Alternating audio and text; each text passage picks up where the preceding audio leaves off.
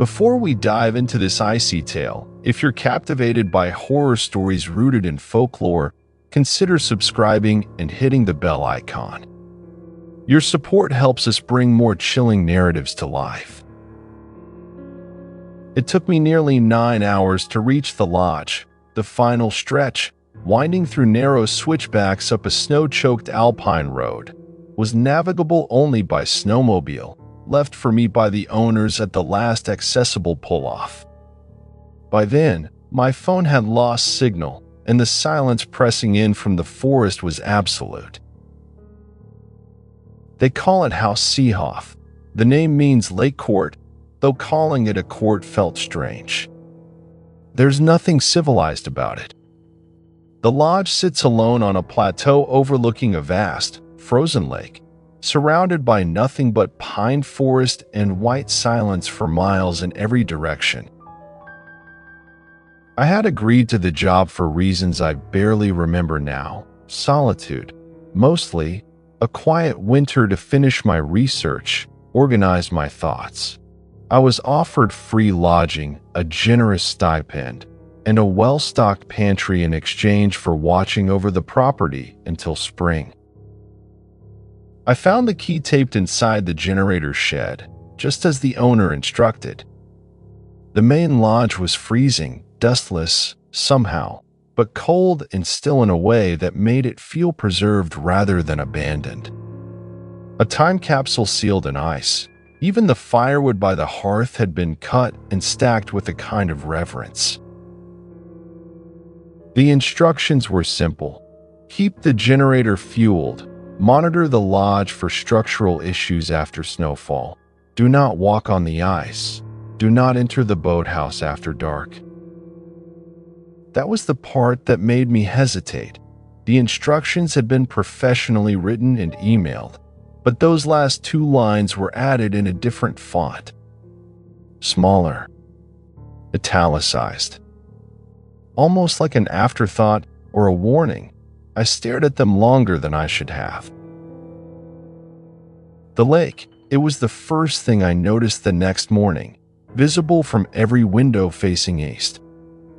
It stretched far wider than I expected, an unbroken white sheet under the overcast sky. A vast oval of glinting frost, framed by skeletal trees. The surface was unnaturally smooth, like glass just beginning to crack. I ventured down to the edge that afternoon. There was a narrow path to the boathouse, carved through thigh-high snow.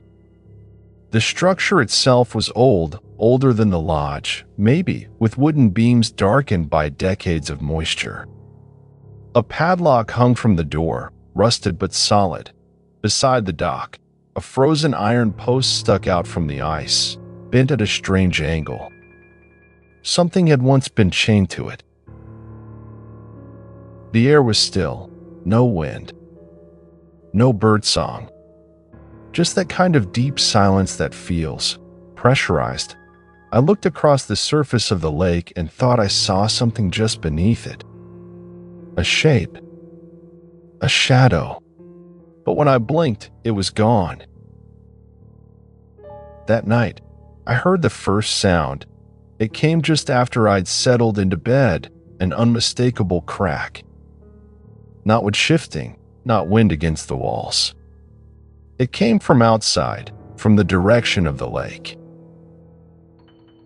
I rose and looked out through the frost-laced window. The moonlight cast long silver streaks across the snow. Everything was still. But then a sound again. Softer this time. Like something knocking on ice from underneath. The next morning, I convinced myself it was just the lake freezing further, glacial expansion. Nothing supernatural. But as the days passed, the sound returned. Night after night. Sometimes it was tapping, sometimes groaning, sometimes singing, a low, humming sound that drifted into my dreams like a lullaby I had never learned. On the 6th day, I found the journal. It was wedged behind a loose panel in the caretaker's quarters, my room now. Handwritten in black ink, Beginning with dates from nearly 15 years ago, the entries started mundanely enough: weather reports, generator notes, supply lists. But around the third week, the tone shifted. Snow too thick today. Heard something in the lake again. Thought it was wind until it called my name. Further down the page, locals warned me before I took the job. Said the lake isn't empty. Said we used to feed it. That line stayed with me all day. I found myself gazing at the lake more often, trying to see through the thick ice. I remembered the shape I thought I saw, the bend in the iron post. I couldn't explain it, but I was beginning to feel like the lake was watching me back.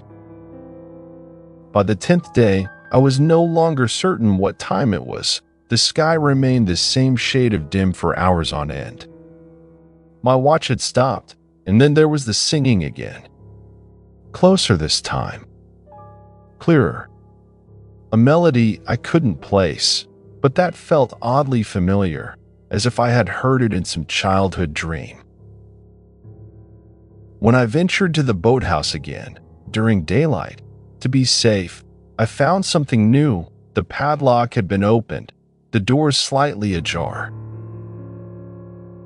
Inside was darkness and the scent of rot. Not strong, but old, like mildew clinging to bone. The walls were etched with strange symbols, carved deep into the wood. Not letters. Glyphs, and beneath the floorboards, I heard it again, a whisper. No words. Just breath. I returned to the lodge and bolted the door behind me. The journal was still on the table, open to the final entry. It sings to me now, beneath the ice. I dream of drowning, but I'm not afraid anymore. That night, I woke gasping, my chest soaked in sweat, lungs burning like I'd been underwater. I stumbled to the window. The lake was glowing. Not brightly, not naturally, just a faint blue pulse from beneath, like some colossal eye opening slowly. I watched it for what felt like hours, and in the center of the glow, a shape moved.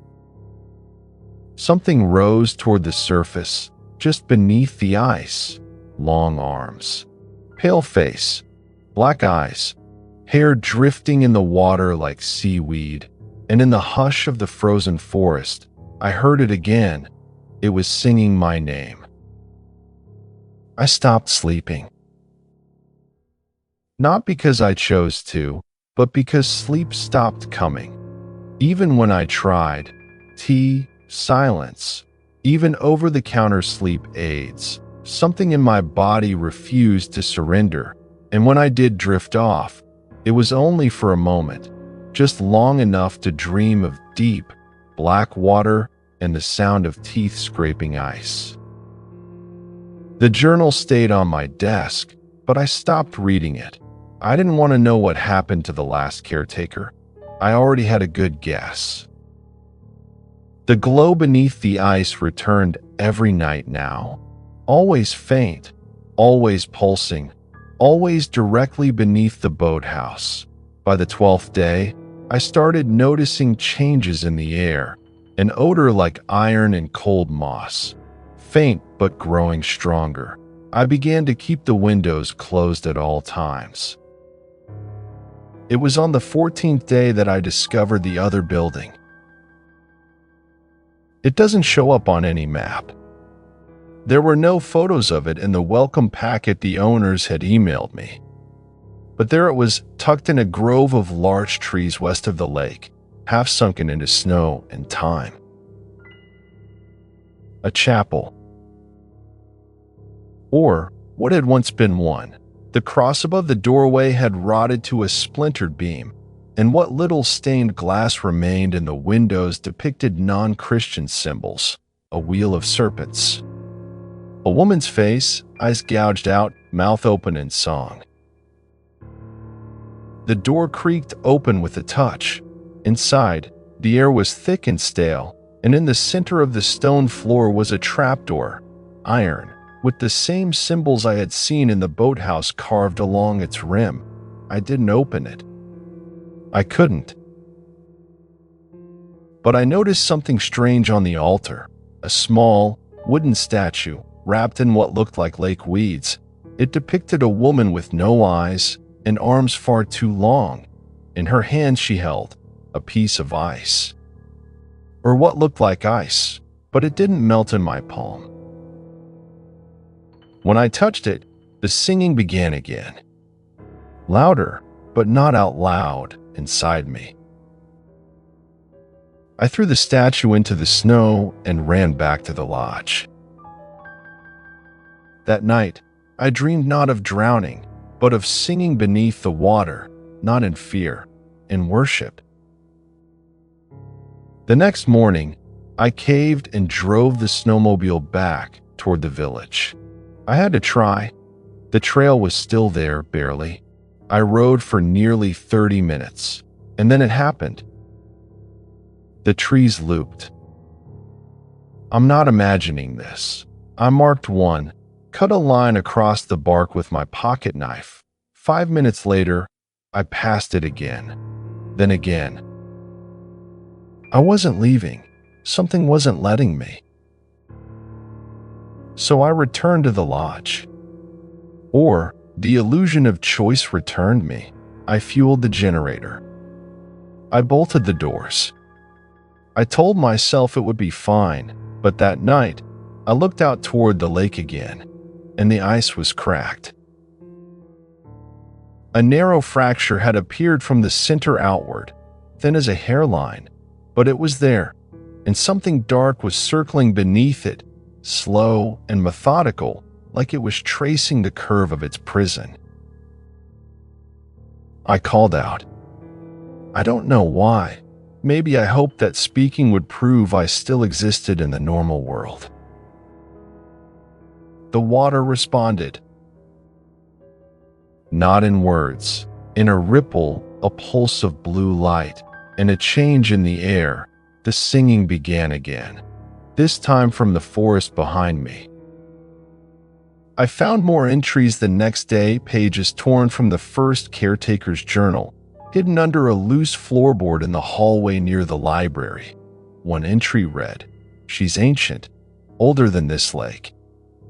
Older than the mountains. The locals called her La Cantante, the singer, a guardian once, or something worse, bound in the lake centuries ago, but she listens.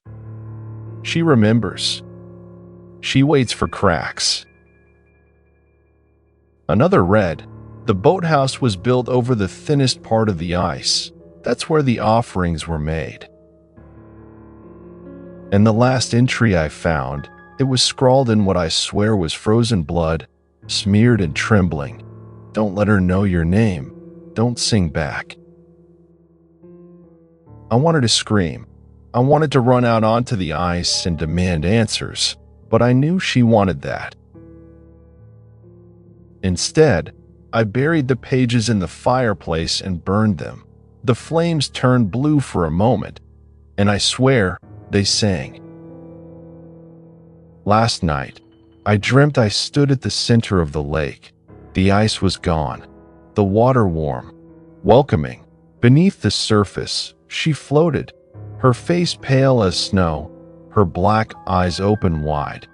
She held out her hand, and in her other hand, she held my face.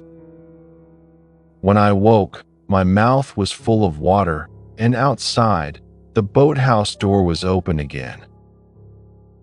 I didn't open the boathouse door. I couldn't have. I'd locked it. Twice. And wedged it shut from the inside with a crowbar. But when I stood there at dawn, breath clouding in the bitter air, the door swung open on silent hinges like it had never been closed. Inside, the frost had crept across every beam, every corner. The boards groaned under my feet like they resented me. The hole in the ice had grown, no longer a crack, now a jagged wound, pulsing with light, barely wide enough to let a person through. Something had come closer, or something was calling. I started to hear her voice during the day, not singing this time, whispers, barely audible at first. From behind doors, behind trees, from the walls of the lodge itself, and always speaking in a language I didn't understand, but felt like I should. I stopped eating. I couldn't taste food anymore. Everything tasted like water. The final straw was the photograph. There's a collection of photos on the wall near the great room. A mix of hunting trips, wintry landscapes, proud former owners posing with deer and rifles. I rarely looked at them, but that morning, one photo had changed. It was the image of a man on the dock. Heavy jacket, holding a lantern. I remembered it clearly, but now his face was mine. I stepped closer, and something else had changed. Behind him, beneath the ice, a pale face. Half submerged, smiling. It hadn't been there before. That night, I heard footsteps on the roof, not squirrels. Not wind, footsteps. Deliberate. Human-paced, they circled the cabin once, twice, stopped above my room. I didn't sleep. I didn't blink, and then the music box began playing again, even though I had removed the batteries days ago. In desperation, I began researching anything I could find. There was no internet here. But I remembered a name, La Cantante. The singer. Back in the library, I found an old leather-bound guide to alpine myths, buried behind decorative hunting books. In it, half a page. Faded ink.